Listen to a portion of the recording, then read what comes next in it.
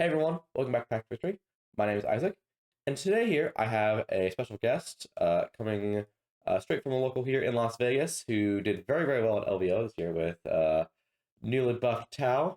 I want to bring him in, talk about his list, his choices, and his experience there at LVO. Why don't you introduce yourself? Hello, my friends. I am Durante Glyniser Bozini. My friends call me Dante or Glyn, and it's a pleasure to be here. Yeah, pleasure to have you on. So, going through the interview, we just kind of start from the top. Just your list. Let's just go through your list, like what units you brought, and just kind of why you chose to bring these units. Absolutely.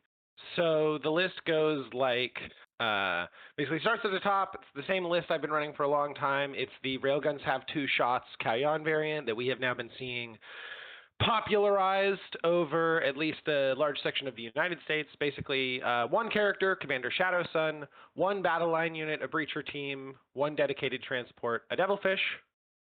Then we run a 10-man of Crude Carnivores, a 2-man of Crutox Riders, a single 10-man Pathfinder team, 2 single units of Piranhas with their Fusion Blasters and Twin Seeker Missiles, 3 Riptides with Ion Accelerators and Smart Missile Systems, a Ghost Keel with its Lone Up and a Cyclic Ion Raker, as well as the ability to fall back and shoot, a Hammerhead with his Railgun, 2 Skyrays, 2 Stealth Teams for rerolls, and a single Vespid Stingwing unit to sit in the back end, uppy downy. That's the whole list, and we are, as you said, in the Kalyan detachment, which gives us sustained 1 and ignore hit modifiers for guided units into their spotted targets. Don't worry, it's Tau jargon. It means if I do it right, the unit's shooting, you ignore hit mods.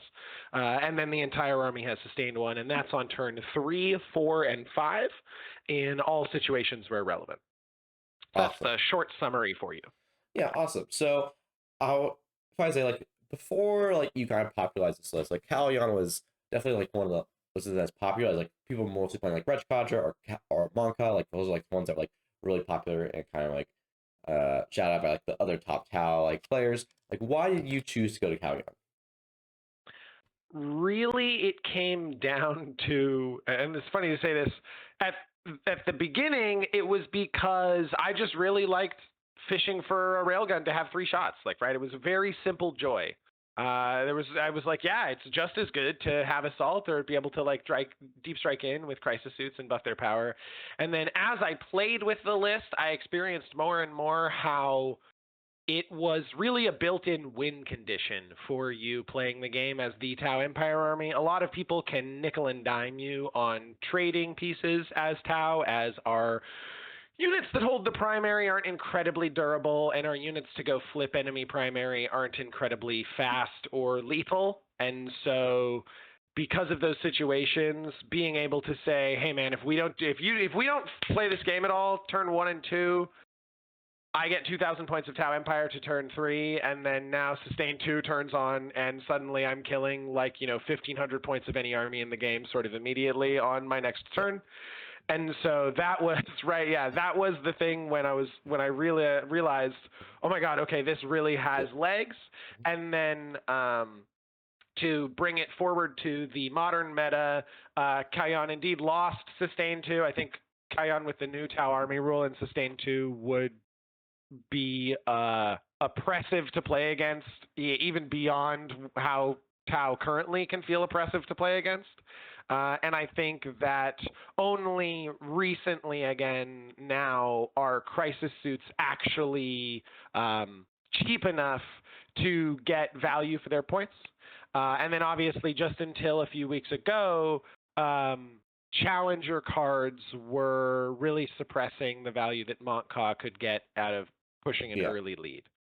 So for all of those reasons and more, Kayan really drew me in. Also, photon grenades, a hell of a drug. Yes, that is a very, very good strat. I played a little bit with the recon stuff, and they have similar strat. You know, my suit charge, and on top of that, you also get the battle shock, which is out of phase battle shocks are very powerful. They do a lot of things people don't prepare for. Indeed. And so, what would you like to know next? Yeah. So I guess kind of just go into kind of cover the list here. So, often in Taoist, there's Absolutely. like a decent number of characters. Like you have the suits characters, which like people have heard of them suits. You only have that one, just Shadow Sun. Why you only bring that one character? Like, Well, there's a lot of debate sort of in Tau internal balance about what characters to bring, how many to bring, what like enhancements are very powerful in a lot of the detachments. Even Kayan has a couple of very solid ones. And so I bring Shadow Sun because she plays a very pivotal role in the way I use my army. She does a lot of things that you would not originally expect her to be able to skew into or to like audible into. And so a couple of those things, for example, are she massively increases the effectiveness of the indirect engine firing from the backline by granting it reroll ones. Especially when in the early turns, when you're hitting on fives into a target that's unobserved, then the value is reduced, but especially when you get to turn 3 and 4 and 5, when you have sustained, the value becomes quite high to reroll a 1, and if you get a 6, that's 2 additional hits. And then also, by that point, I will likely have observers into some of the targets that I am attempting to finish chipping away with indirect, and so that means that I then hit on 4s, because into an observed target, my guided unit is ballistic skill 3, and therefore, with any amount of negatives, we'll still hit on 4s through indirect. And then additionally, she can sit in a castle of units, for example, 2 Skyrays or a Skyray and a Riptide, and say these units will refund CP if I +1 to wound against you, CP reroll damage against you, CP reroll a save against you, Overwatch against you. Obviously, a 5+ refund is worse than it being an automatic refund or a 4+ refund, but Tau gets a lot of value out of CP, and the coin flip on the paying 50 points for a coin flip is absolutely not worth it. But Shadow Sun gets you this 1/3 chance in addition to providing rerolls. And then if I haven't mentioned, she's a lone op who's -1 to be hit and wounded from ranged attacks, has a 3-up save, is has a 5-up invuln, and then is move 10 flying infantry. So she can position in a variety of places to move around the board, put down the CP reroll and the reroll 1s aura. And then on top of all of that, because of the way the army roll works, she can, as a lone op, poke out into a lane where I'm like putting a big gun, and I don't have to risk a stealth suit unit being killed in return, because she's just going to say, hey, I'm going to give I'm effectively stealth suits. I'm effectively half of stealth suits because I give reroll 1s in the aura around me, and then the big units looking down the lane. Now you can only shoot back into these very tanky 14 wound holes, and I'm going to kill ideally whatever is in this lane quite efficiently with Shadow Sun buffing. And then if we weren't done, and wait, there's more to this bargain deal. For 100 points, she also brings you 7 shots like reasonable elf killing, anti-infantry, ballistic skill 2, strength 3, 01, and then 702. And then she brings 2 single shot, 18-inch range, strength 10, like multi-melta shots. So it's total 2 attacks of ballistic skill 2, strength 10, AP 4, damage D6. If you're within 9, it's D6 plus 2. And then obviously on the Kalyan turn, she gets sustained, even while she's observing. It was the old rule was sustained 1 all the time, sustained 2 while guided. So a lot of people confuse and think that you only have sustained while guided, but sustained 1 was always all the time. So she always has that sustained 1, and then you can spend 1 CP on her to any turn of the game at the end of your opponent's fight phase, pick her up, and then bring her right back down through strat reserves. So just an incredibly potent unit, able to be anywhere on the board. Because she can go up, she can come back down and be a lone op on a weird flank that they haven't committed to. She can come down and one-tap a rhino or help kill elite infantry. As a very strong character piece, and I take her instead of that 50-point ethereal that's like, my job is to stand in the back and coin flip for a CP. Yep, seems great. Another example, indeed, and another example would be the Crisis Commander, right? The Cold Star Enforcer with the plasma knives, where you put the enhancement exemplar of the Kalyan on him, and then he gets access, or that commander gets access to sustained 1 and ignore mods on turn 2 onward. That unit comes in, kills about its points worth of Marines. It's actually not quite. It only kills about like 180 or so points of Marines at the prices Marines are currently at. And then it immediately dies. Yeah. Because it is not a Riptide and it is in the lane. And so therefore T5, 3-up save, no invuln. Just, I mean, sure, you have like AOC and cover or whatever, but you're just going to immediately lose all those models. Sounds good. So like go ahead, Isaac. Kind of moving on for that. And before we get to all these vehicles, you have like I would say a pretty large amount of trash units. Like you have the Pathfinders, you have 2 Stealth Suits, you have the Vespid, you have Crutox Riders. Yeah. You also have those Delvish and Piranha, which are trash units in their own way, because like they also have decent shooting here. They're like 80-point less sub vehicles that can do stuff. Do you make any specific choices when picking out the trash units? Like what split of like, because you have 3 of them that can't offer guiding, like was it very cautious to make sure you didn't have more than that? Or like was it like, I need these because the points work out? Like, why do you choose this trash? Exactly. So one of the things that the Tau Empire has to offer from its trash is a great variety of different profiles of like trash to be killed as it goes. When it comes to Sisters of Battle or Tyranids or Guard, right, you sort of have the generic Guardsman equivalent body that is going to be what most of your trash is on. What I mean by that is the T3 1 wound. And so being able to mix up the trash that I'm using defensively is already good. And then additionally, the Tau data sheets all have some very good rules that lose a lot of their power when you have a second of that rule active. And so that's why you see me pick almost like Highlander units from the decks for my trash. We get 1 Breacher team. Their power is clearing an objective, and also if they can't clear it, potentially just flipping the objective by putting 20 OC on it. The power of the Carnivores is that they're sticky, and then they have this, they have stealth going in to 10 models. So if you aren't hitting them with flamers, I can like really demand that you put a lot of shooting into them if it matters that you kill them to a model, right? Because especially with go to ground available, to suddenly have them able to spike 6-up saves or have 5-ups on models that are in the open if you're AP0 makes that stealth a really rough predicament to deal with. The Riders don't have stealth, the Crutox Riders, but for 60 points out the door, they are the cheapest 10 wounds of toughness 6 the Tau Codex has offer to. And so with the fact that many people forget they are a Tau grenades unit and therefore they have access to photon grenades, they are a mainstay unit in keeping my opponent honest around either the middle or like my own objective. There are some times where they utilize the fact that additionally they have Scout 7. That's another thing. All of the pieces I have chosen for trash all either have Infiltrate or Scout because there's basically no reason to have trash units that are going to have to stand next to where my damage dealers are. And so, or if they don't have Infiltrate or Scout, as you'll see, they are incredibly powerful in 1 or 2 different ways. So the Pathfinders, they have both Infiltrate and Scout. The Piranhas, Scout 9. And then the Vespid, actually, their thing is that they go up at the end of my opponent's turn and come back down for free every turn and with Deep Strike.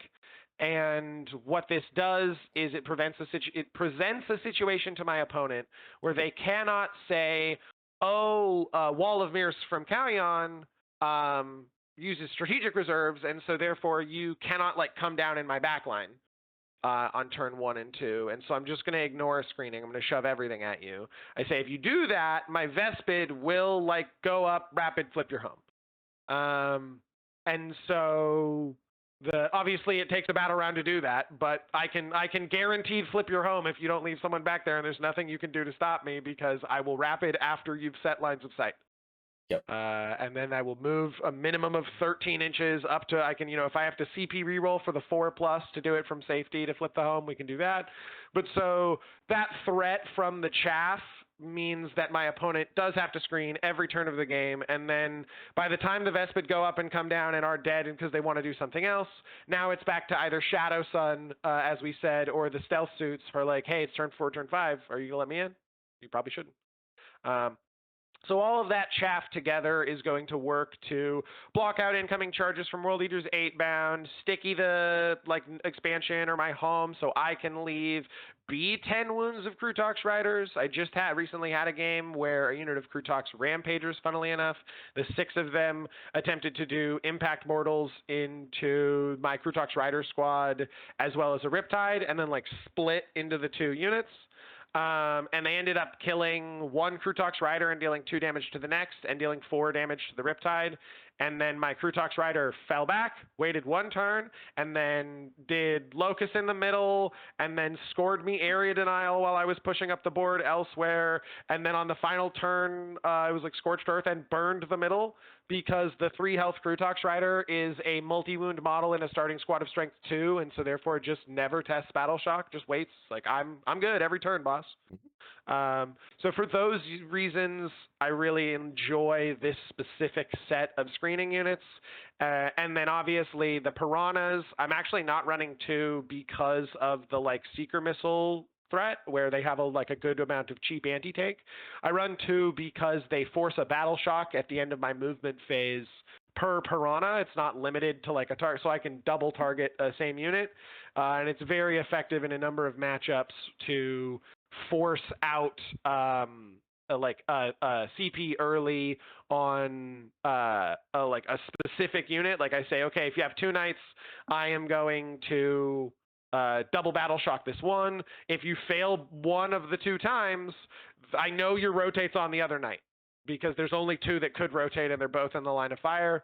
And so I'm going to fire everything into this knight until it's dead, knowing that if I get to you, or the same way I could get to your other knight, and if I get a Skyray with Seekers into it, even 1 set of AP3 missiles, you probably have to rotate. You probably have to give me that 1 CP, and I prevented you from spending it where you really wanted to spend it.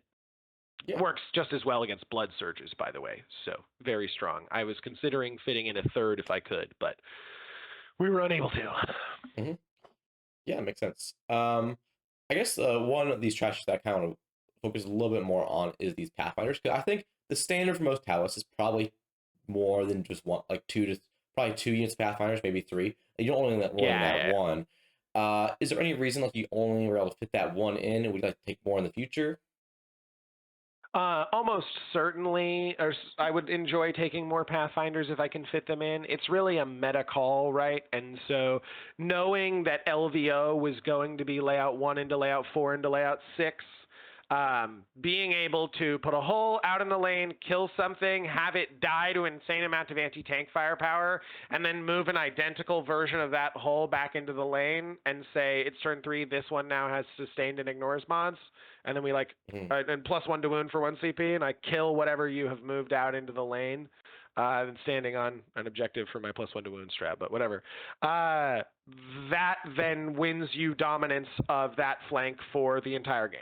And so at LVO, knowing that those are the couple of layouts, and especially knowing the specific deployments that we had, the only day that would advantage me really by having a 2nd unit of Pathfinders was going to be day 2 on those layout 4s, and that's only against enemy armies that don't have some sort of infiltrating unit to take the other quarter on search and destroy as well.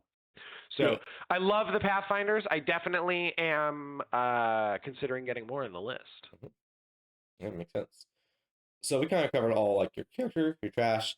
Let's start moving into those. What your main damage is, starting with those triple Riptides. I think Triptide's been in most Tau lists that for quite a while now, and they got a big buff as well. Yes, I really enjoy the buff that they've got. It's one of those things where I've played actually so long that I will be in the middle of a Riptide activation and remember that I'm strength 10. I'll be like, shoot, it's only those couple of 5s. And then I'm like, wait, I'm strength 10, you're T9. It's that 3 and these 3 4s. That's 5 saves. But the Riptide is incredibly powerful, just for anyone who is unfamiliar, for almost the entirety of the edition, it had a gun that, when overcharged, when becoming hazardous, was Strength 8, AP 3, Damage 4, and had a once per game Dev Wounds. Since you can get the thing to Ballistic Skill 3, and since you can give it reroll 1s to hit and wound from stealth suits, this means that quite reliably into any target Toughness 9 or higher when it was shooting up, it could hand them a 5 on the die and a 6 on the die, and so that would usually be 1 save for damage 4 and 4 devastating wounds. Obviously, part of the value of having 3 of these Riptides is that you're less vulnerable to each Riptide swinging on its average. Often what I say to my opponents is the most dangerous thing you don't want to see is one of these Riptides fully whiff, because if they somehow manage to only roll 2, 3, 4 on all of these dice and I can't re-roll and it's not a wound, then what that means is this next guy is going to roll 4 6s like on average as the dice swing around. And so now that the Riptides are buffed and I am wounding on 3s re-rolling 1s into all of those Strength 9 targets and 4s re-rolling 1s into the Strength 10 targets, and again, if they ever stand on the objective, we go to 2s, we go to 3s, has been incredibly powerful. I expected a lot of Death Guard at LVO.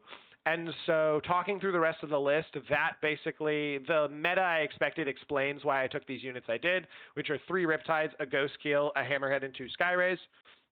So it's 6 big anti-tank pieces that can also, in a pinch, because they have sustained, deal with like heavy infantry. And these are the 2 Skyrays, the Hammerhead, and the 3 Riptides. And then knowing that for Chaos Knights, for Death Guard, these big matchups, their average damage without running you through the math into a Riptide with a single bloat drone is like 4.5. And so that means that all 3 bloat drones together shooting into a Riptide are dealing like 13.5 average damage to it, and that's before anyone has used any CP, obviously, so they can tip it in their favor. I can potentially CP reroll to tip it into mine. But the Riptide just being saving on 3s against bloat drone firepower when I keep the afflicted units in the front line tied up in a way means that that matchup is very difficult to deal with. And then for the Chaos Knight triple despoiler as well, being AP2 and then only ignoring cover on one of the Knights means only that one really has a good chance at dealing with the Riptides. But you have to. You have to come deal with the Riptides, because if you don't, all of your units are going to die. And so then the idea is whatever comes to deal with the Riptides is usually, for the LVO meta I was expecting, on a tank body, on a tank chassis of some kind, and then a Skyray for each Riptide, a Hammerhead hanging out in the middle to potentially go to either flank, will immediately resolve whatever long angle return fire you bring back into the tides. Additionally, into the couple of different armies that I played, which we can go over here in a moment if that's of interest to you, they were incredibly effective firing at Strength 10 at the new buffed strength. So I would be not surprised if in the next data slate or field update we see potentially a 5 or 10 point increase to Riptides to accompany their new, more potent output. And I guess Skyrays, I think, is relatively self-explanatory, because they just long-range shooting fire with twin links, which is good. But particularly this Hammerhead, it's kind of a single railgun. It can be maybe a little more unusual choice. Was this that kind of that meta call, and also that the power of the Callion like swing up, rolling that 6 in that railgun? Is that part of the reason why you brought that? Yes, absolutely. That railgun is my guilty pleasure. You can't make me take it out of the list. My very first grand tournament that I ever came to, right, was the LVO in, I don't know actually if you count WTC as a singles grand tournament.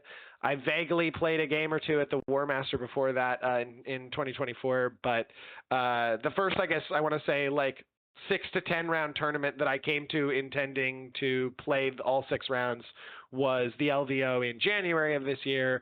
And at that LVO, when I did have sustained 2 back at that point, the railgun went crazy every game, right? There was a Tyrannifex, and I was like, cool, that's 3, blank 1, baby, take 20 anyway.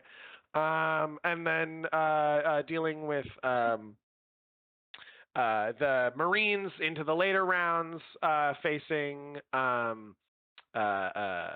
Space Wolves and the Dreadnought, I believe, is Bjorn, who halves damage.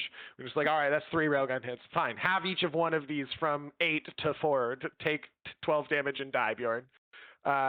And then Jeremy Atkinson, Curie, for those who know him on Discord, his poor Vindicator, absolutely just getting absolutely obliterated by the railgun, was quite peak. And I find in general that being able to say to my opponent, this is AP5 ignores cover, is one of those things that many people cannot do and cannot do without a lot of effort, and getting to just be like, the stealth suits look at this thing, the hammerhead fires. That's a 2+, it hits.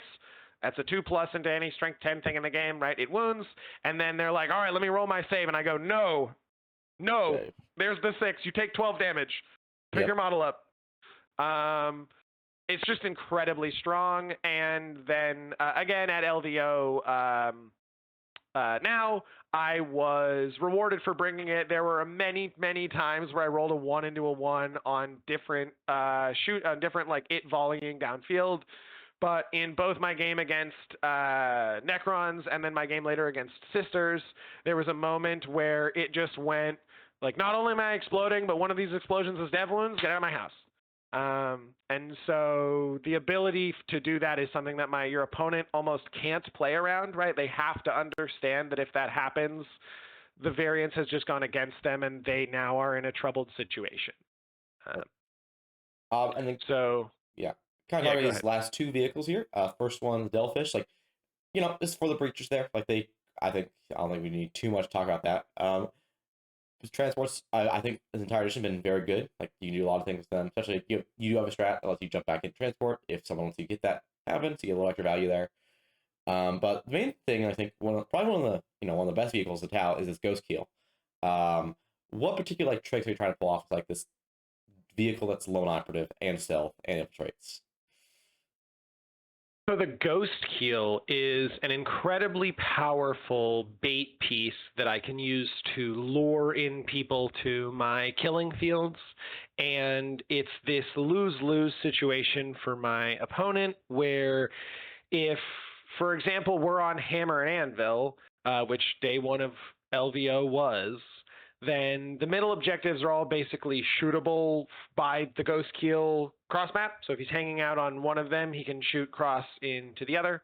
And because of the way the angles will work, his 12-inch lone op means if you want to come kill him with anything reliably, you will have to send quite an amount of material. You have to send the material to a spot where I will kill it. It guaranteed dies. There's no way you're shooting from some hidden angle that I can't shoot back at. And then because the Ghost Keel happens to be wearing Terminator armor, he's got a 2+ save, and he blanks damage twice per game with no exception where he like can only use 1 a phase or like 1 about a round or anything like that. It means that if you're sending, for example, 2 multi-meltas from an immolator that are twin-linked into my Ghost Keel, I can say, you're going to deal between 0 and 0 damage. Because either you will miss when attempting to hit me or fail to wound, or if they go through to the point where I am attempting to save, I am going to set them to deal to 0 damage. Obviously, if I'm within Melta range, then I can't set the Melta to 0 because set comes before add in the modifiers shenanigans, but you don't want to put the Ghost Keel in a spot where it's just going to get necessarily like traded into for free. But as you can go watch at my Utah Cup finals game versus Evan Stump's Blood Angels, the Ghost Keel must be the one in one of those moments to screen out Dante and 3 Sangard rapid ingressing on the like top side of layout 1. And then the Ghost Keel gets attacked by a Death Company captain and a full 5-man of Death Company and just lives. And he happens to fail the battle shock and then die on the desperate escape, but him living there would have just been gravy, and as he did the job of protecting the rest of the army and preventing anyone else from being put in that situation, and then he survived it. And so oftentimes people will say, what's the Ghost Keel going to do? He's got 6 shots of 8-2-3 or whatever. And the answer is, yeah, on any one turn, his output is pretty middling.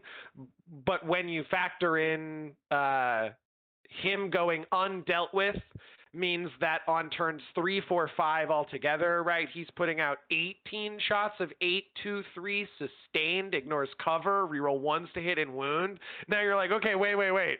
Don't kill like 10 Terminators, Ghost Kill. Like, don't do that.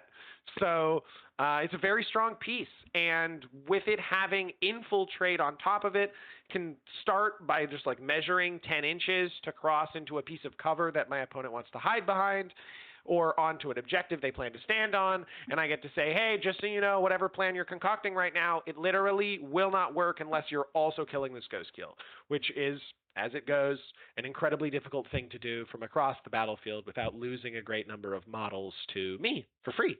Yeah. All right, I think we've basically gone over your entire list here. So one last thing, just like kind of tying this list together. If you kind of look through every single data sheet, you notice that a lot of them have smart missiles. Yes, they do. What was that really the plan to use the smart missiles for this? Like, was it specifically because Riptides could take a second better gun on them? Just like better, yes. Yeah, in some ways. But why did you specifically plan to bring that many smart missiles, and like what are they really offering you during the game? Yes. So thank you for asking. I think you know the answer to this well, but indeed, to explain, there are 33 smart missiles in the LVO version of the list. Each one of the tank chassis has 6, and then the Riptides have 3 each. Each one of those chassis has some way to make the SMS more than just 501 30 inches of indirect, other than the Devilfish. Right? The Hammerhead gets an anyone reroll, and then if I'm shooting at a vehicle is +1 to hit. The Skyrays get full hit rerolls if I'm shooting into fly, and then have an anyone reroll that they can put on the wound roll. The Riptides get full wound rerolls because theirs is twin linked, and theirs also always hits on 4s, even if I don't have an observer buffing my ballistic skill, as they ignore modifiers.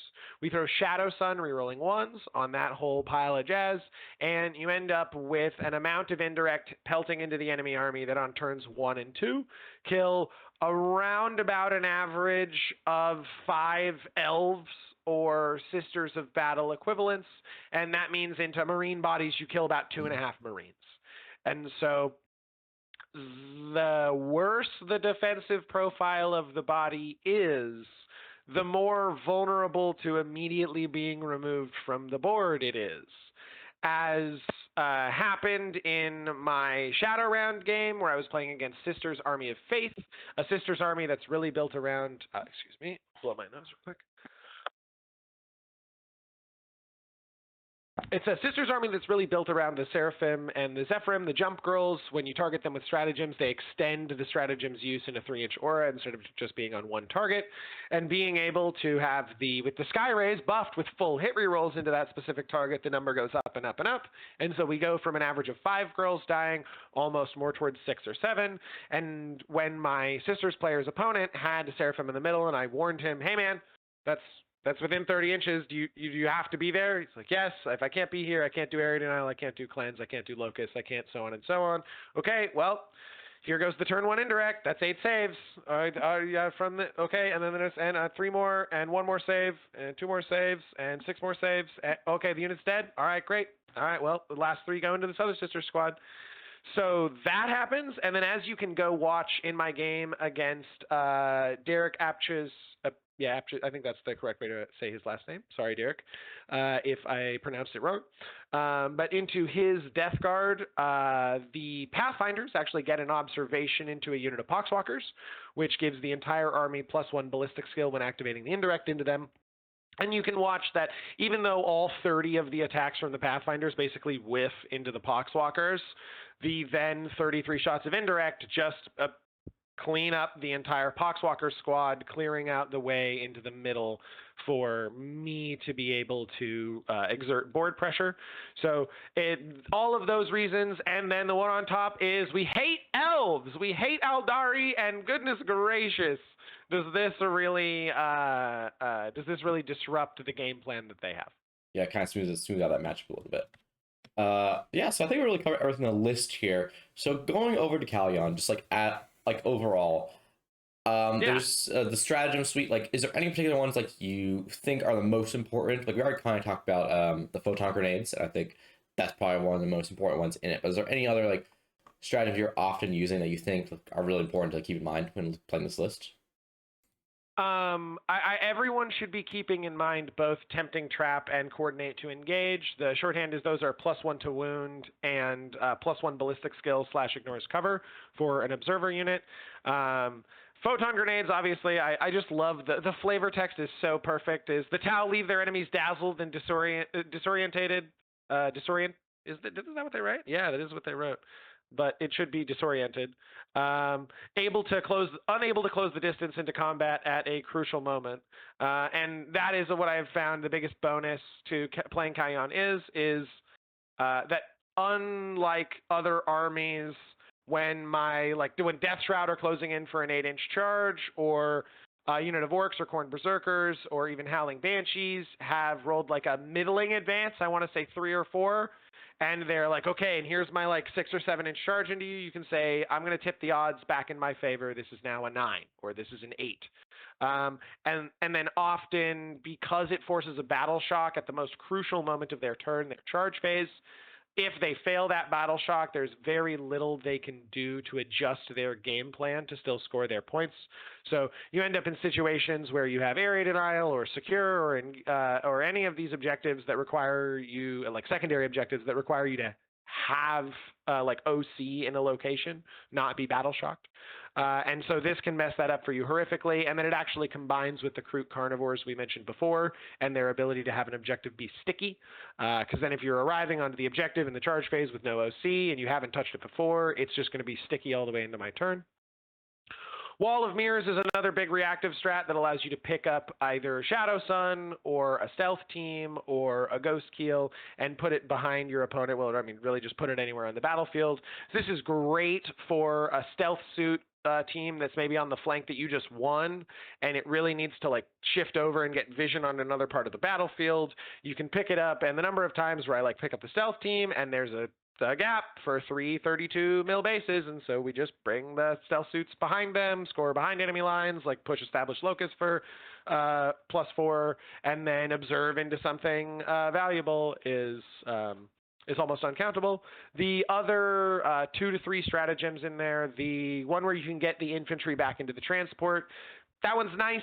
Oftentimes people are just going to shoot and kill your devilfish or charge something else and swing into the breachers. Those are both very reasonable tactics that are easy to do. So it's a good thing to force out and make your opponent play around, but it is much less strong than just like having the photon grenades able to be thrown. And then point blank ambush is unfortunately +1 AP, but only within 9.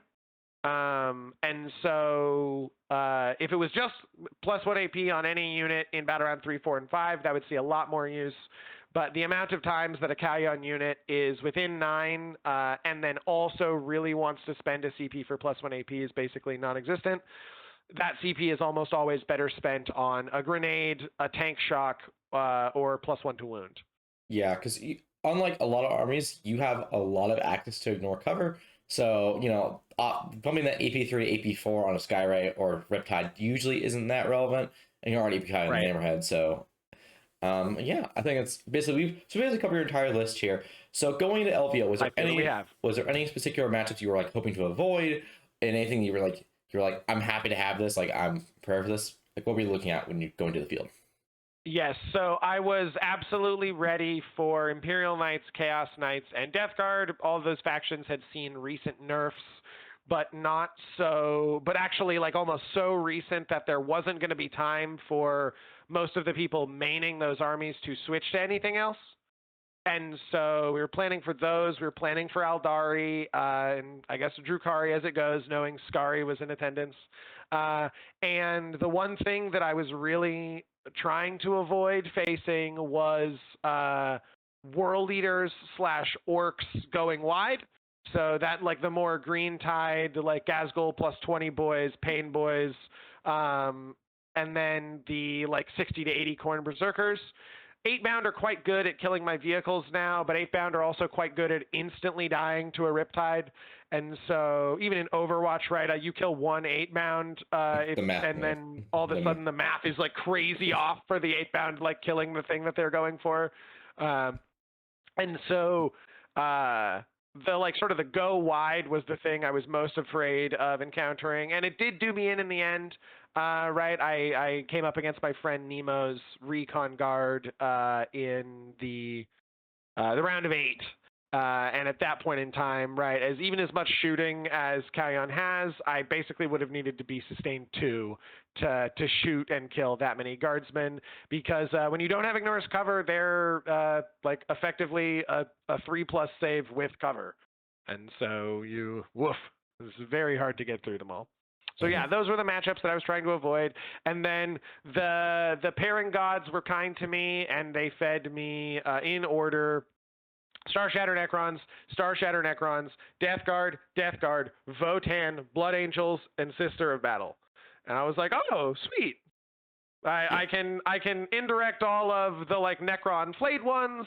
I can indirect all of the Death Guard Poxwalkers. I can indirect all of the Votan Jaegers and the Blood Angel Scouts and the Sisters like Jump Girls. And so the indirect is all firing on all cylinders every game. And then also every one of those games, Star Shatter Necrons with like Doomsday Arcs, and then a different Star Shatter Necrons list that was more focused on like Wraith and Destroyer bodies, and both of those units, right, at like toughness 6, 4 wounds, and like the Doomsday Arc being toughness 9. These things, but like and fly, so that the Skyray gets full hit rerolls. These things were damage profiles that I loved to see, and even if we all hate Necrons resurrecting that 20-man Orcan warrior brick onto our middle point, the rest of the army was very straightforward to kill. And then Death Guard as well. Mortarion was kind of out there in terms of what I was expecting as defensive profiles go, but then the next Death Guard list I played was Mortarion's Hammer, and again, the Railgun was like, is that a PBC over there? It's dead. And so between that and Riptides killing bloat drones, those matchups were quite handily taken care of. Yeah. Hopefully that answers that question. Yeah, I think so. And then, I think, as you kind of mentioned, 2 matchups, like, it was nothing that was too crazy going through there. Just kind of like on a personal note, going LVO, like, you did really well at LVO last year and didn't end up continuing on to the last day. This year you were able to go through. You played on stream. You were able to do through the game. Last year you've improved quite a bit as a player. Like, you've won a lot of GTs. Thank you. Done very well. Like, you've anything on your personal journey, like playing on stream, like using the clock, stuff like that. How has that improved over the last year or so? Oh my goodness. And thank you for saying so. I'm working really hard, or at least I really am. What I should say is not judge how hard I'm working. I should say I'm trying my best.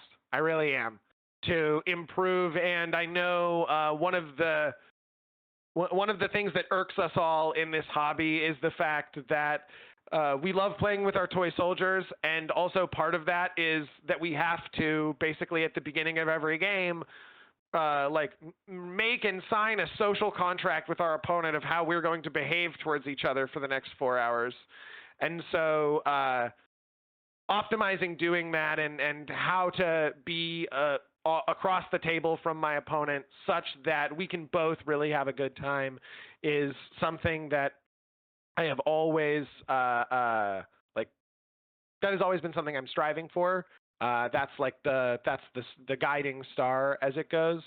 And so I was really happy to say that after, I think, a little bit of maybe a personality mismatch or breakdown in communication with Derek, because I really did want him to be having a good time in that game, obviously.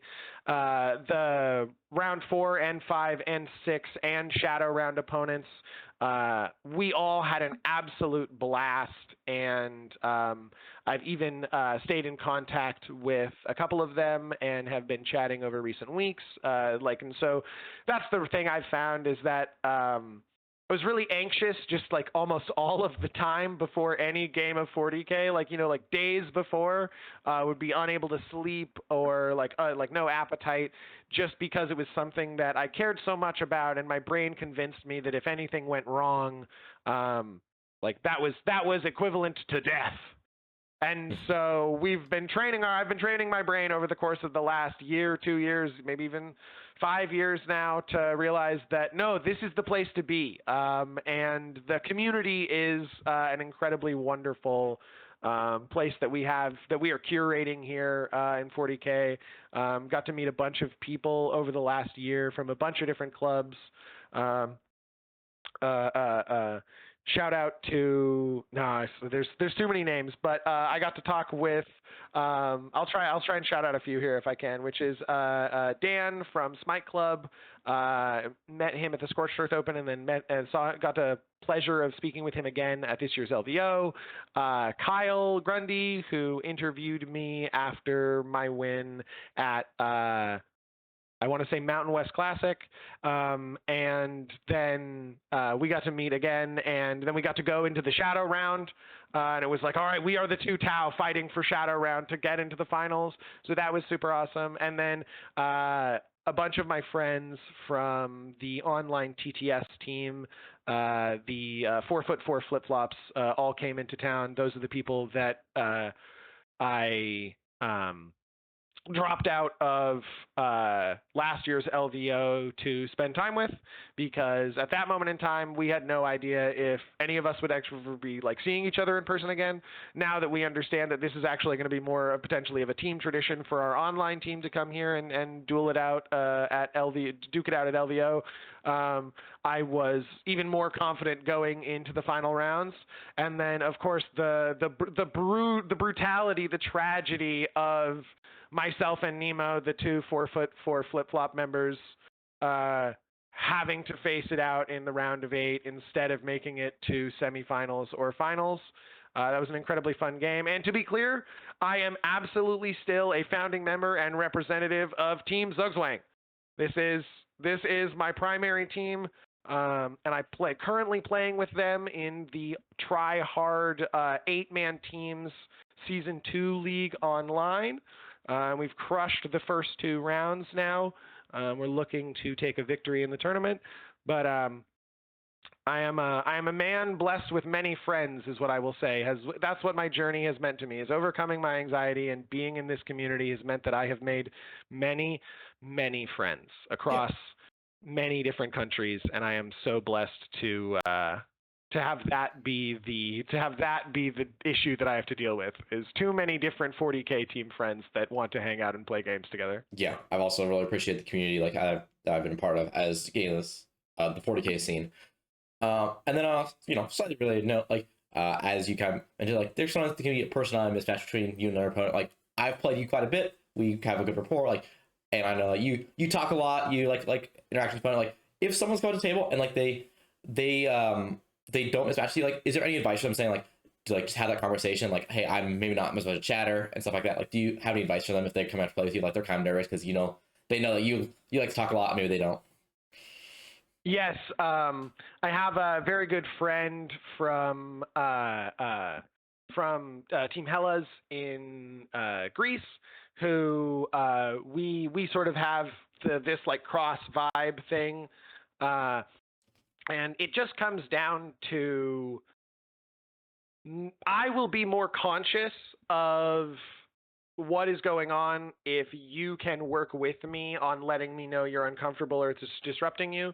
Actually, something I say to every opponent, or maybe I've missed 1 or 2 here or there, but something I say to every opponent before we play is, hey, I have dealt with a lot of anxiety to get here, and so I have this nervous energy that spills out when I'm in situations like this, and it manifests usually as me talking through a lot of the intent. If you need moments of peace, I'm disrupting your thinking, whatever, please just immediately bring that to my attention. You can hold up your hand and say, hey, Glenn, I need a moment, or anything like that. And I offer my opponents all of those outs so that they know that it doesn't have to be a thing that I should feel bad about them needing me to stop talking or whatever, right? We can just communicate like adults. If the style of my communication is disruptive to the style of your thinking, all you have to do is let me know, and I will do my best to alter the style of communication. But if you don't say anything, then I have to assume that, like when I play versus yourself, or like when I play versus my fellow members on ZZ or 5F, we are having a good time, the energy is being matched, and we are vibing together. That was also true for the other 7 of my opponents when we weren't on stream. Was all of the other players that I played against were absolutely a vibes match. And that's why I think we had really good times in all of those games, because they were people who were just as excited to sort of be there as my energy indicates I am, is the way I will tactfully put it. Yeah, well, really glad we talked about that. So I think we really covered, like, basically you're kind of like the LVO, all this here.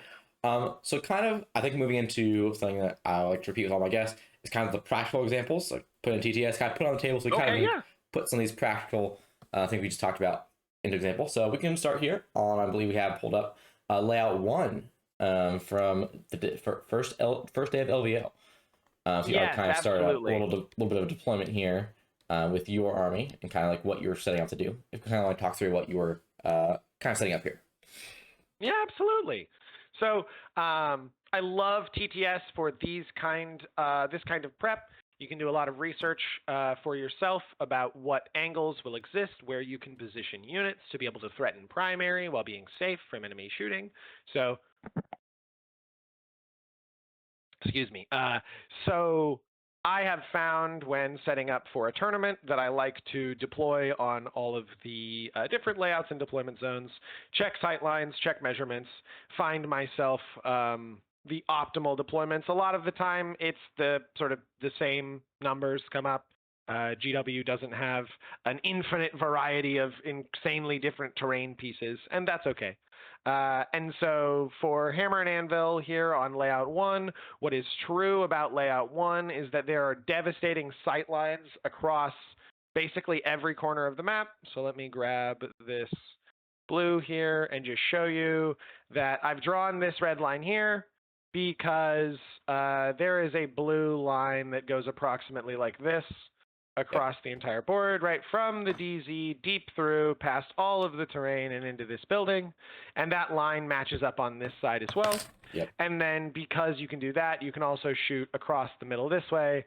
And then if you can get far enough over to here, which many Tau vehicles can from positioning behind the safety of this ruin, you can then fire deep in through here as well. Yeah, I think often like this line from here to here is something people are not prepared for.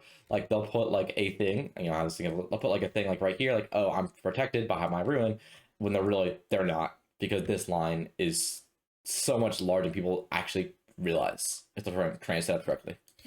Yes, and my goal is never to angle shoot, so I definitely had at least 3 of my opponents deploy units over here. Like someone deployed a command barge, or not a command barge, my apologies, the DDA, and they just like parked it here, and they were like, and this is good, and I went, are we trying to have that be alive after turn 1? Because this line exists. Are we trying to obey this line? And they were like, oh yes, I want it, and we're like, oh yes, I want it alive, and we're like, okay, great. So then what you meant to do was you meant to deploy that there. I understand intent. We call it fine. Yeah. Like, right, move on with our lives. Something kind of touching on this, something I've noticed with playing versus you in person is that you are very, very deliberate with all your line placement and like pre-measuring all your vehicles on that turn 1. And do you think that's like particularly powerful with Tau, like making sure you know like every single angle you can touch on that map, like innately, like, with that 10-inch move? Yes, you can't. If you're playing Tau Empire, and by extension, if you are going to play an army that is relying on guns to get the job done, you have to know whether you can touch the line you need to touch to shoot.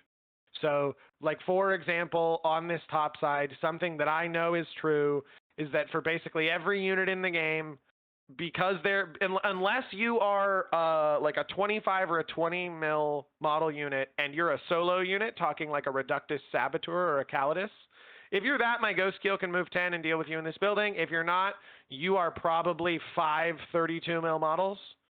And so if you're trying to hide as best as possible over on this side of this ruin, I know that no matter where you stand, unfortunately for you, this Riptide is going to be able to move over here, and there is no line that you can hide behind, right? Like this minimum line here is going to cut across this terrain to well within my ability to reach you.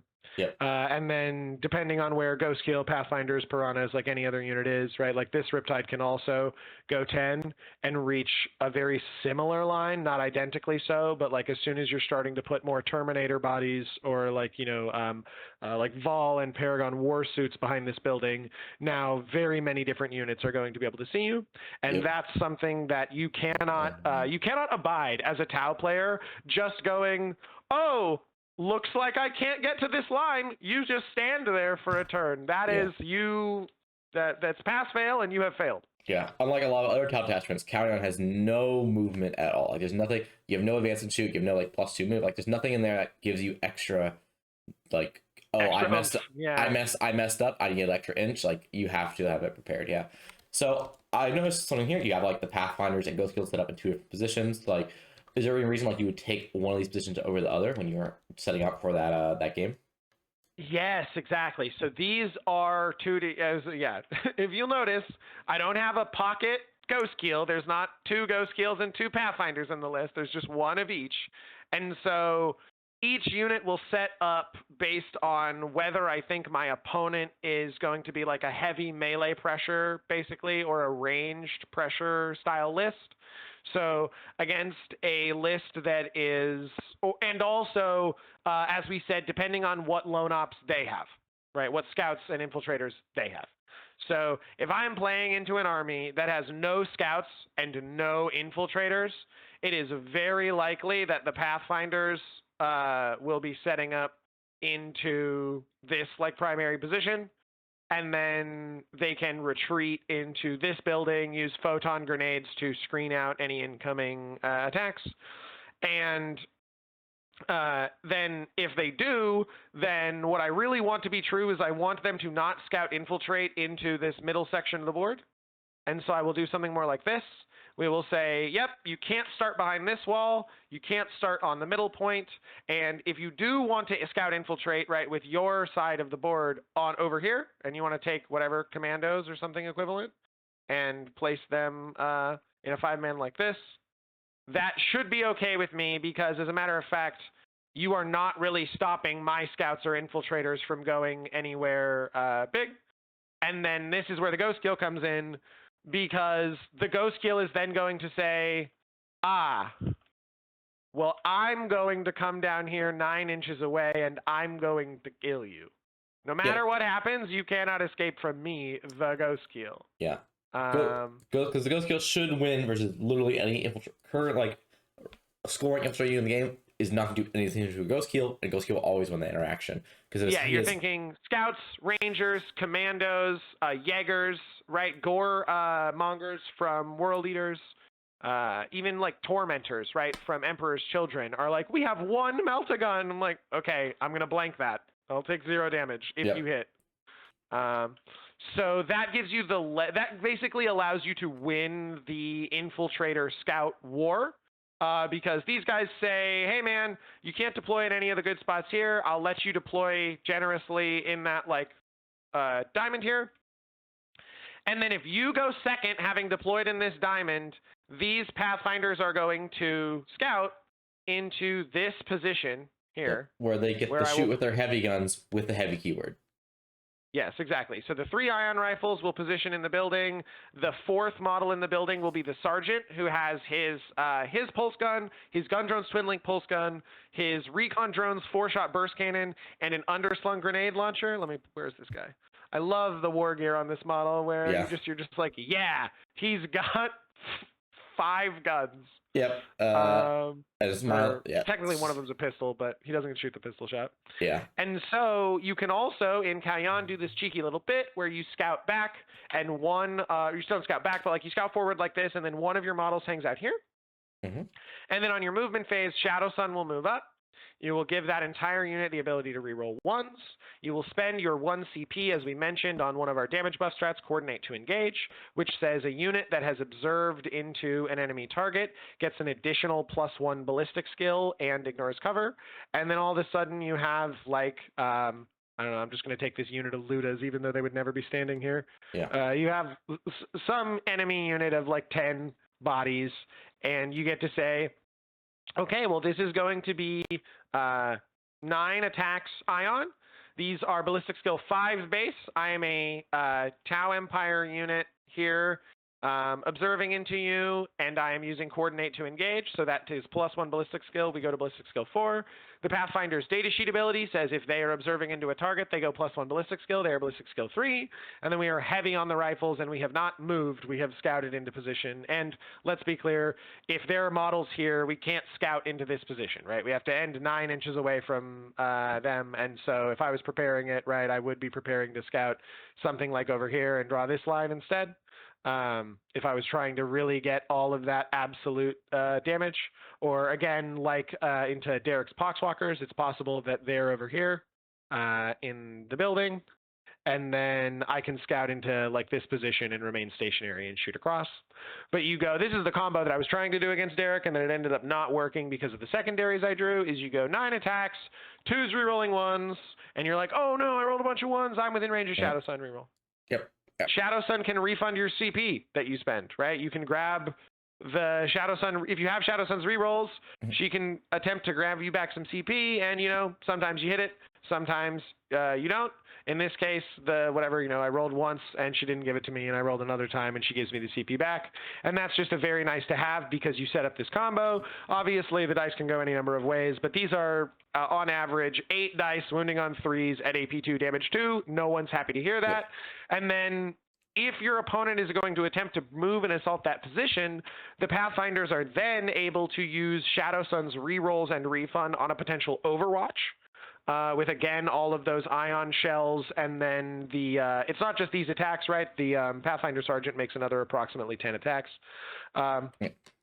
You get to do reroll and then refund on Overwatch, and then you also get to potentially refund on the photon grenades if they're going to charge the unit to clear it out.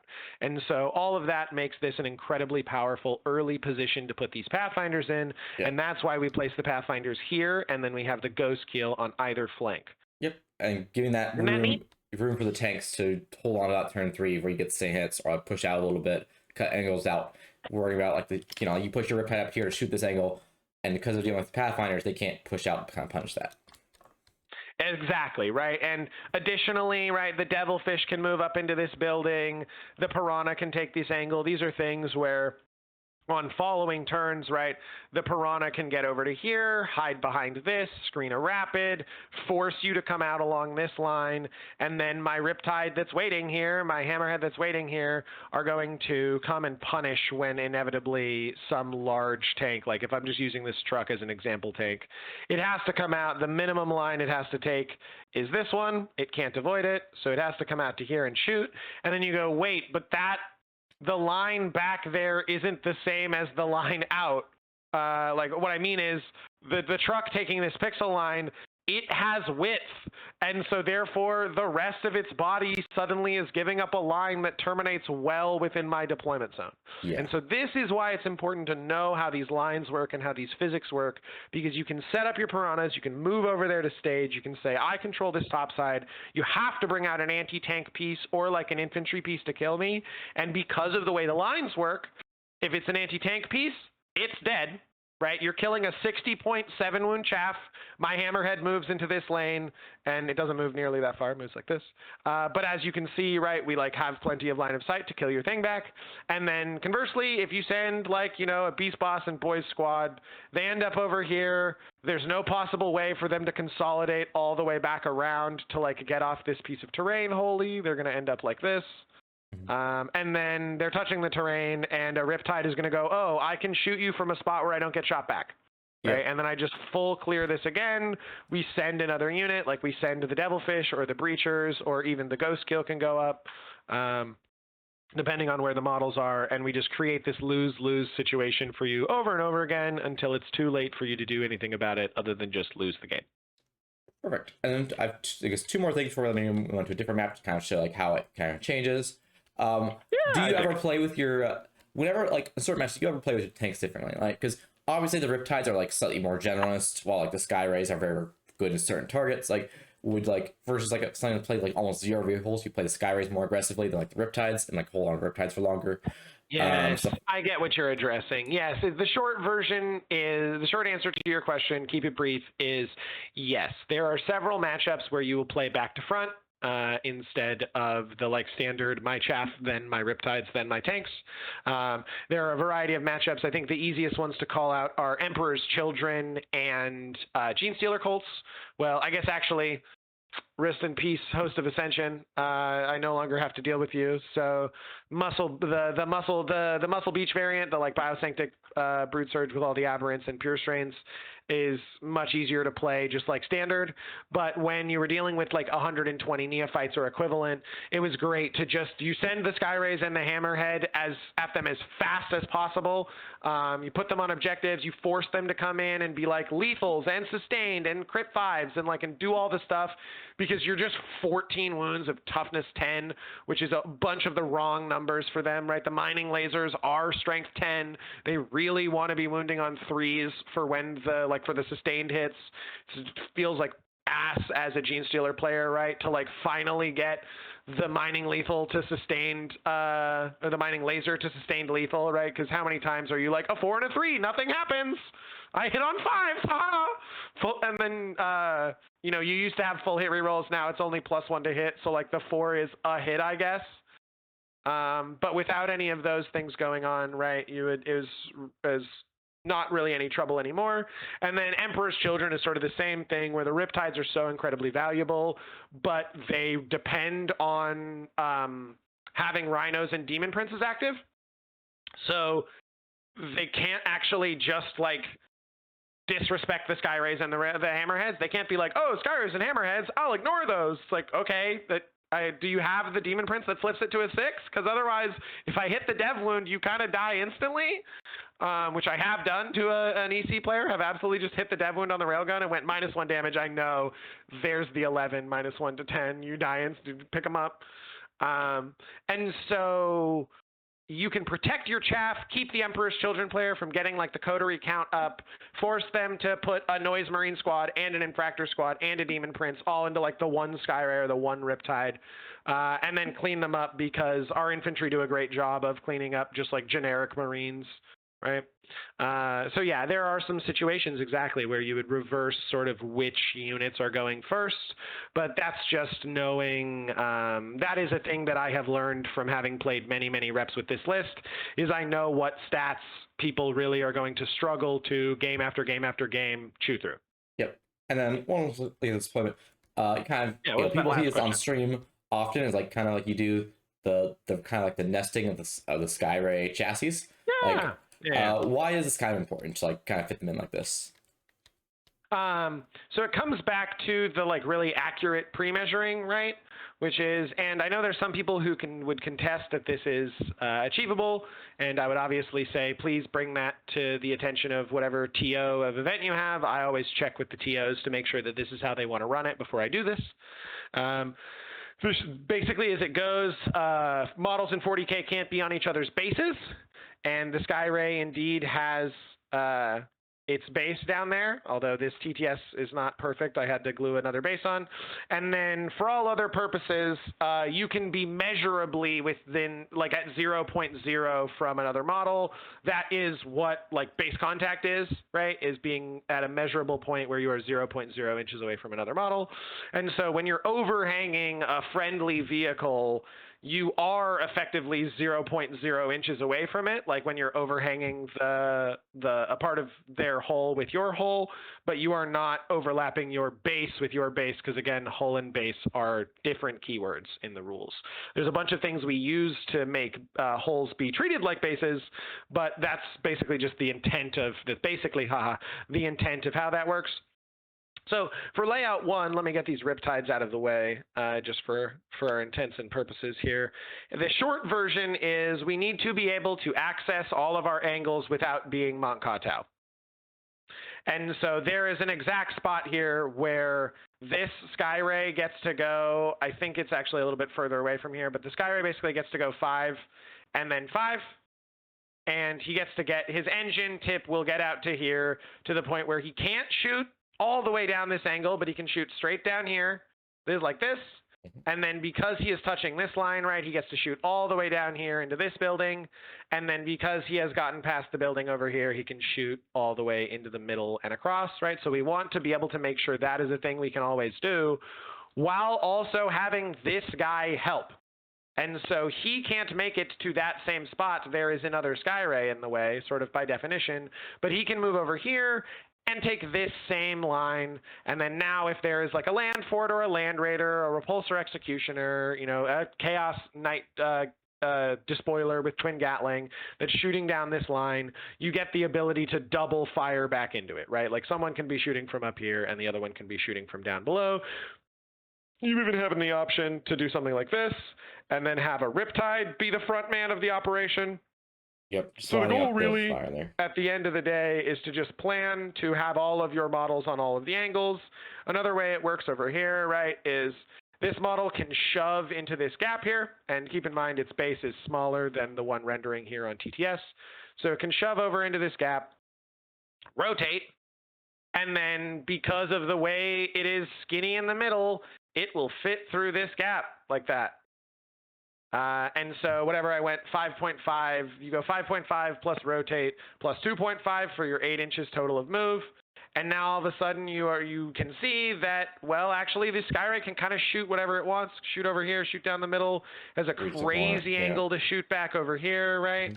I didn't properly save the model's position at the start. Yeah, and then so you can do that. We get the gist. And then this second one can also go 10 and park over here. Yeah, maybe not quite the same angle, but it still reaches very similar angles into most relevant positions. Yes, exactly. And you can rotate it and put it however is most convenient for you. Yeah. If this guy wants to end rotation in a different position, right, it's possible that we end like this. And then this Skyray has a much better time, again, Tetrising, where our engine and hull are going to overhang this little part, and that allows us to see better down like this line of sight all the way into that corner. So that's why it's so important to Tetris those vehicles together, because you don't want to say only one of these can see down any given angle. Yeah, if you're saying that, you have failed. If we're going like this, all of a sudden, like, it could be like this guy, like you're also like, one of these guys could lose an angle. You're like, because it's like an entire like 2 inches of lost movement there. Exactly, Isaac, exactly. And there are many maps where it doesn't matter, and it's just a good habit that I've built up, and so that's why I deploy them like that. But on layout 1, having pre-measured it a million times, it is vital to how that interacts, which is, again, as I say, why you always check with your TO, you check with the head judge, you make sure this is how they want to play these rulings. If it's not, you don't do it. Yep. And I guess I did say last one, but there was one more. Just a quick touch on the stealth suits. Notice you positioned them here and here. Is there a particular reason you put stealth suits in like the far opposite corners? Like on layout 1, it's because, as we discussed, those are all of the relevant lines of sight. There is no line of sight that I cannot achieve from these 2 locations. Stealth suits on a 1-inch advance can come here 9, and this wall isn't as doesn't have as many colliders in real life as it does in TTS, so it doesn't exist past itself. But so normally we can come to here, and that cuts this plane, right? And then if I'm telling you that the only spots you can't be stealth suit observed, right, are like this square and this square and this square and this square here, if it's just these squares, you're happy. The stealth suits don't need to go anywhere else. Yeah. Exactly. It also allows them the ability to outrange opponents, right? Like into the Gatling despoiler who's shooting from here, I can very easily have the stealth suits be the like back of the pile, depending on where they're standing and where their advance roll is. And then, you know, have Skyray and Riptide and just go, yeah, man, if you want to move your Knight despoiler like up to the spot where it's not on an objective and also is in line of sight of every unit of my army to shoot the single unit of stealth suits, yeah, good luck, buddy.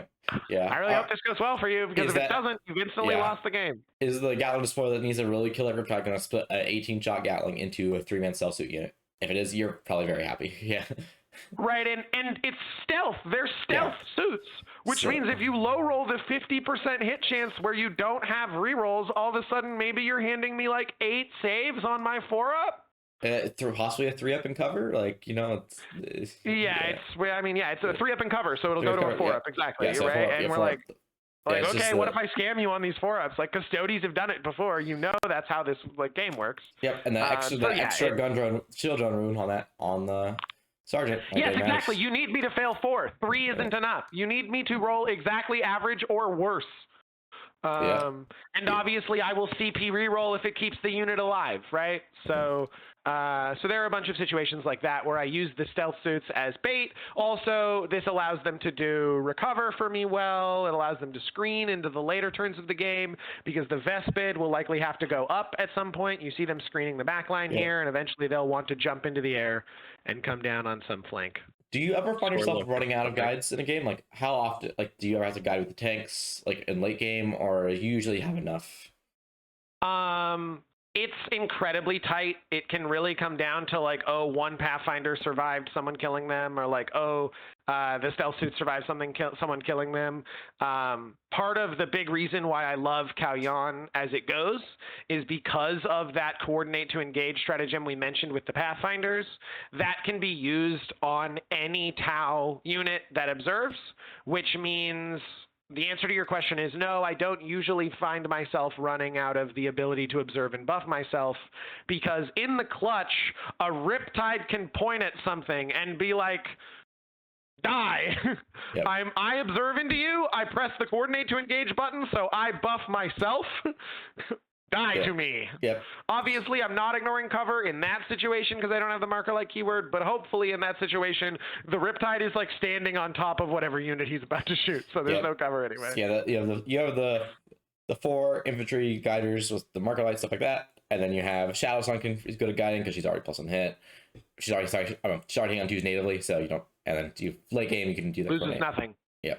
Perfect. Yeah, and then if you really need it, right, into firing into something big and you need ignores cover, the Skyray can do it. And the Skyray's like, I lose nothing from this.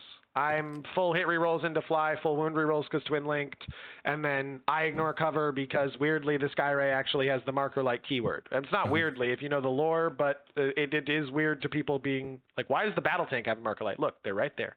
Yeah, cool.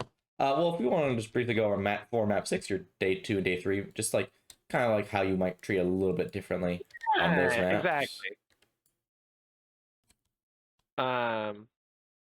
So layout 4 here was something that I wanted to talk about and show off because I think first of all, I wanted to say as well, I had a wonderful time. I really did playing all of my opponents at LVO.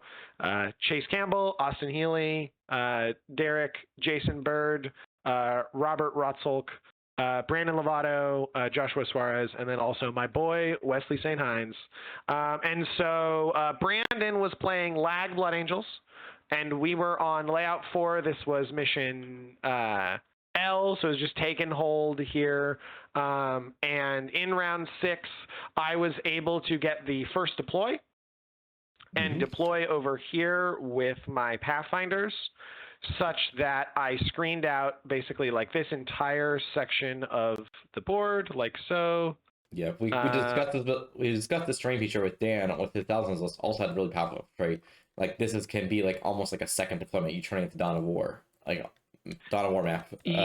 Yes, and unfortunately for Brandon, it didn't turn into Dawn of War. It turned into the Tau owned 75% of the board, because what he responded with was these Storm Boys are going to be 5 Space Marine Scouts. He responded by putting the 5 Space Marine Scouts in the classic position here, where they're like this, and they can they can scout back 6 and get off this board edge. And they also needed to screen the backline here, and my response was to go, okay, well, this Ghost Skill's going to live here. Yep, and as we just discussed on that layout 1, you're doing the same thing as you did there, or Pathfinders on one flank. Yeah, and then the Ghost Skill will move, and then he shoots and then this guy, right, is like only barely here or whatever, and so I can't even scout that far. It's like something like this, I think, actually is where it ended up. And so I send Shadow Sun. I actually send a full Breacher Fish because I just don't want them to randomly live. And then he had deployed a 5-man of jump intercessors over here, and a 5-man of Death Company here. And so what actually ended up happening, very last moment, because I was planning on doing this with the Ghost Kill, is I commit with just the Breachers and Shadow Sun, and because of how deadly it is, I do actually put the Ghost Kill over in this far corner, and then when I go first, which is it's just disgusting, because there's Marines, the Marines are all trying to hide over here, and trying to hide over here. Oh, and super weirdly, it was a very interesting change. This building was reversed. Oh yeah, it was So one of the there maps it was one of the maps where it was wrong. Yeah. So, well, I mean, it just changed where I could shoot from. Yeah. It suddenly meant that like the breacher fish on this side and Shadow Sun wasn't able to clear this building, but it meant that the Pathfinders and the Ghost Kill from bottom side were able to shoot into it. And so I go first, and I actually like scout the Pathfinders back. Right, they like set up basically in the corner of this building as annoyingly as possible. And I move assets up, like, right, we move a Riptide all the way up to here because the jump pack units that we're planning on being alive are all in this building. And then we do the thing, we push the button, we fire this Ghost Keel and the Pathfinders into this Death Company unit with their Death Company captain, and then we fire all of the indirect, and we just evaporate them. And we end the 5 JPI that's in the corner of this building, we end up killing 2 with the indirect because it just like high rolls. And so our Blood Angels opponent was like, after the game, I talked with him and he was like, you won from first deployment. Yep. When you deployed your Pathfinders there, I lost the game because I did not know. I had no plan to counter that, and I did not successfully like set up to even be able to. He had a Hail Mary effort where these JPI actually popped advance and charge to try and get over here and move block the Riptide from getting in the building.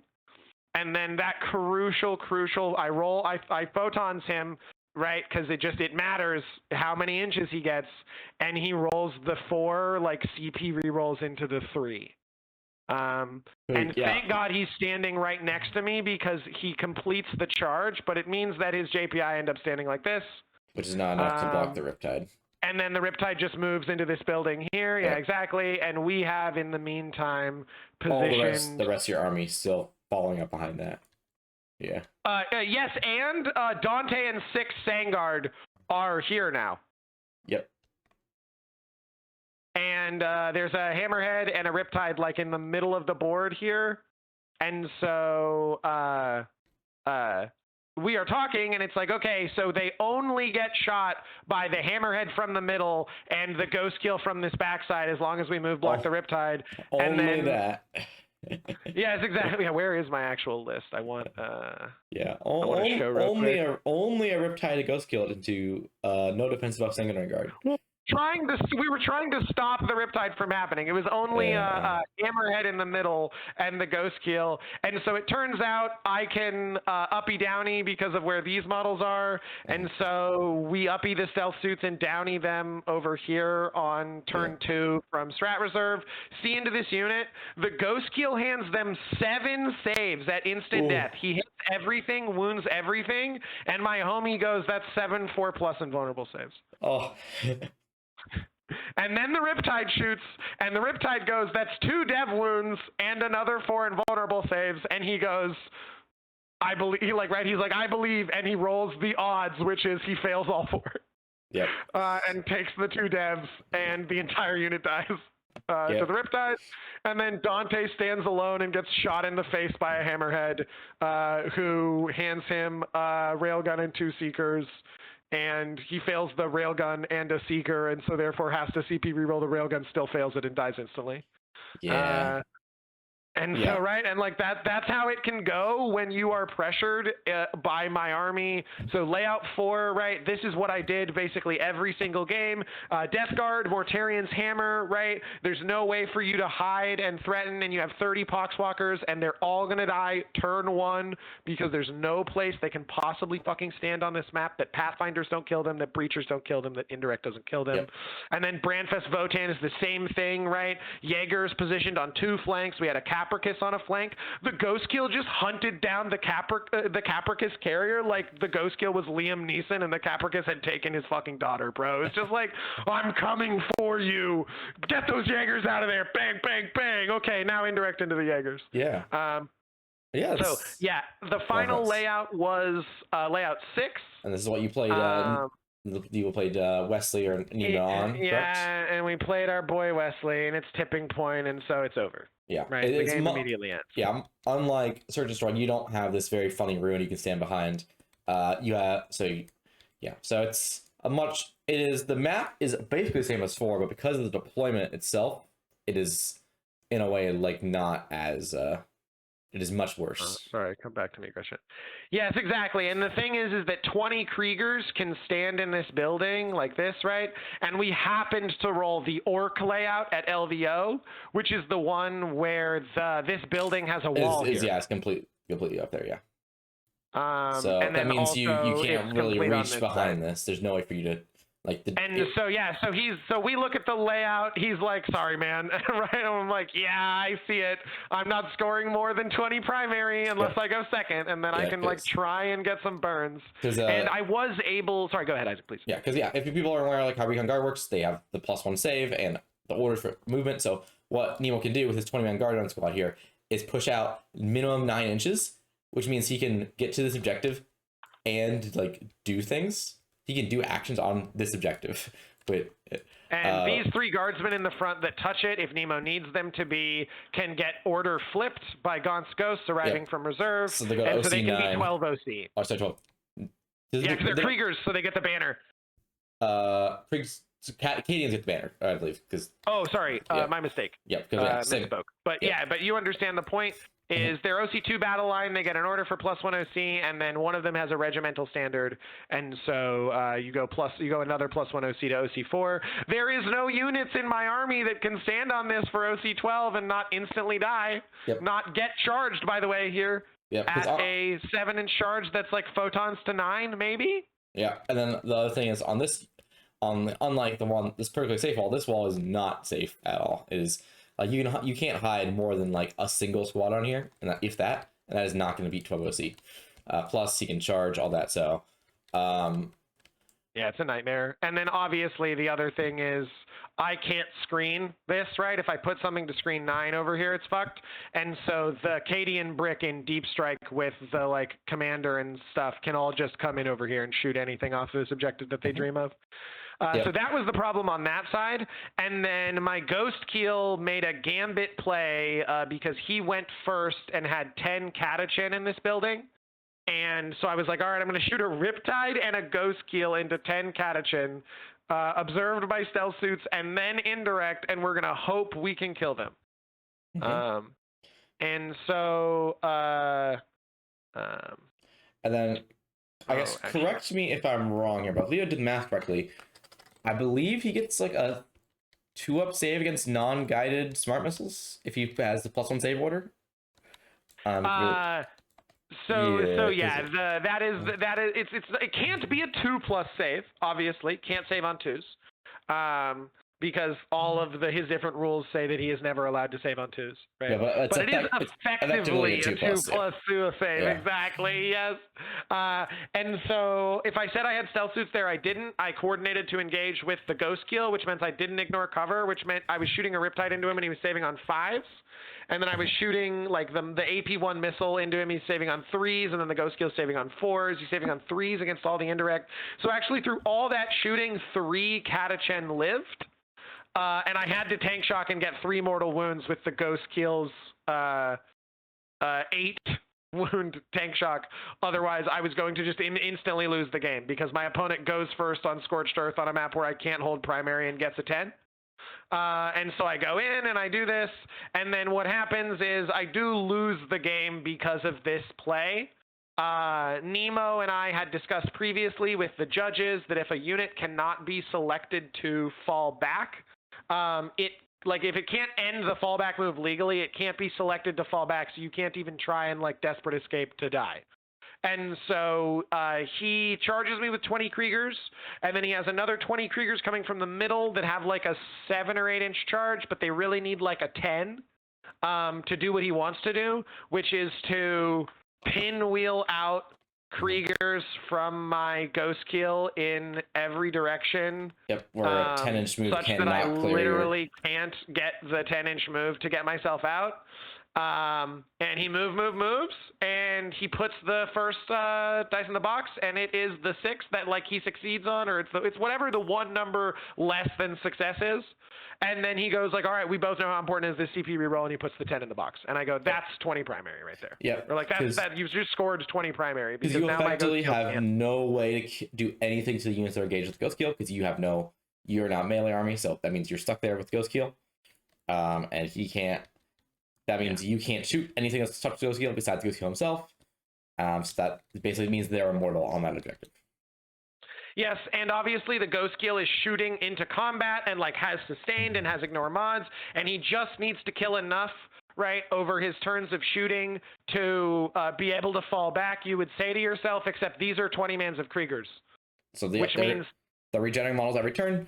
And then worst case scenario, if Nemo has a squad that's dropping too low, he just charges another 10 man or 20 man to finish up the kind of like tie up that. And it just so happened Ghost Keel kills 3. He goes, oh, 4 res. I'll res only 2 to keep them injured, and we'll like leave 1 dead, and we're good. Yeah, because Death Core, similar to the Incarn, had a little trick where you can res up. It says res up to. So if you have a bonus that comes from being below starting strength, you can do that on that there, which Kriegs do have that. So you res up to 19 models, still keep +1 to hit, and that's pretty neat. Yeah, I would say this is definitely a very hard matchup. I would say versus most armies, this is a decent shooting board. Like if you pair into, I don't know, let's say Ben's Chaos Knights, you have a pretty good matchup because you can do this whole thing where we discussed before on map 1, where you similar thing. You put Skyrays and Riptides on one flank, Hammer in the middle, shoot and kill Rodias and Chaos Knights. But versus this, it just seems to be a very tough matchup. Indeed it was, and this is actually what I ended up doing here, basically, to protect my home objective primary, was I literally built a wall of Tau across the center of the board because I couldn't possibly protect my own expansion, but if I wanted to win the game, I had to hold my home every turn of the game, and so then you just do this. You're like, all right, you can't get through this. Yeah, no swing charges for you. You have to, if you do a charge, you have to pile into the tank next to that tank. Yes, exactly, right. And then all of my tanks are going to shoot into all of your guys, ignoring mods. It worked reasonably well, but in the end, we weren't able to pull out. The score was like the score was not a blowout. It was a reasonably close. It was a reasonably close score. Yeah, it was an 11-9. It was 90-80. But for all the people who are thinking to themselves, it's just 230 guardsmen. Glyn has the shots to do it. Unfortunately, I only get ignores cover into about 90 of those guardsmen a turn, and the rest of the guardsmen have effective 2+ saves into my like AP 2 and 3, and so you don't carve them up as fast as you hope you would.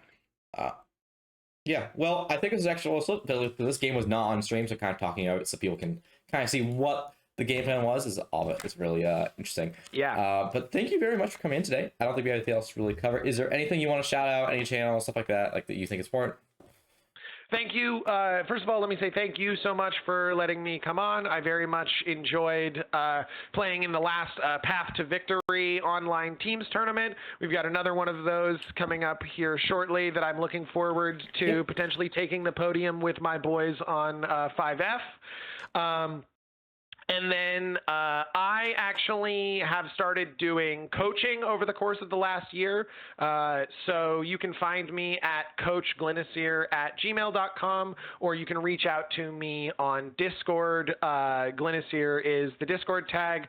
I have really enjoyed getting to give back to the community. There's a lot of people who sort of haven't been able to think through or work through, I guess is really what I want to say, is work through the problems that I demonstrated a bunch of in our practical examples here at the end.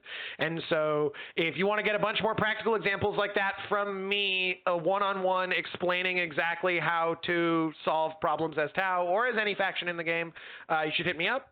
I also want to shout out Green Banner because I love their fucking events. They're an incredibly chill group of people, and I very much enjoyed their Challengers Cup. Also want to say thank you to FLG, their judges and staff, and all of their production at LVO was just awesome and made a wonderful space for me to have a good time with my friends. And I look forward to attending both of those companies' events in the near future. And then I want to say I'm heading to WCW. So the tournaments I'll be at is WCW, not this weekend or whatever, but the weekend of the 4th, 5th, 6th. And then I'll be at California Cup in good old Cali town, and I think it's Pomona, in the weekend after that. And so you should check out you should cheer me on at both of those events. And thank you very much again for having me on, Isaac. It was a pleasure to be here. Yeah, of course. It was a pleasure to have you. I hope you have a great rest of your day. And everyone, thank you for taking your time out to watch this interview. I hope it was really insightful. We'll have more in the coming future, interviewing people, like going through their list and their strategies on taking these actual practical examples, so you can see what they're actually talking about on the table. If you're interested in seeing more, make sure to subscribe, leave a like, leave a comment. If you have any questions, we'll make sure to answer them. And yeah, as mentioned, we do have a Pathmaker Teams event coming up in about a week and a half. If you want to sign up, get together, team of 8, join up, have fun. It's gonna be a great time. We also have looking for game channels looking for team channel in that Discord. So if you want to find a team, you can. They're updatable in pretty much daily right now, like looking to try put together teams of 8. Again, thank you very much for watching, and I'll hope to see you soon. Bye bye.